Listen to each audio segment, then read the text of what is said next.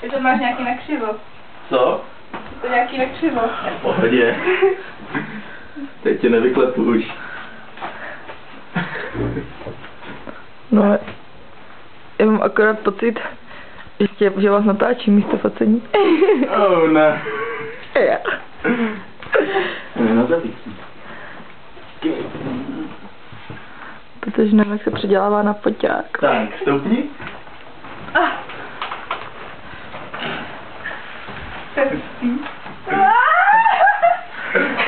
Počkej.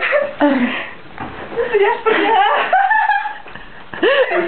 Dobrý. Akorát si myslím, jak bys to udělal v tom vlakovitě neviděli. Teda mě. V pohodě, najdem. Jste vlází. Vrky na hlavu. Tu je tva. Tak zdá.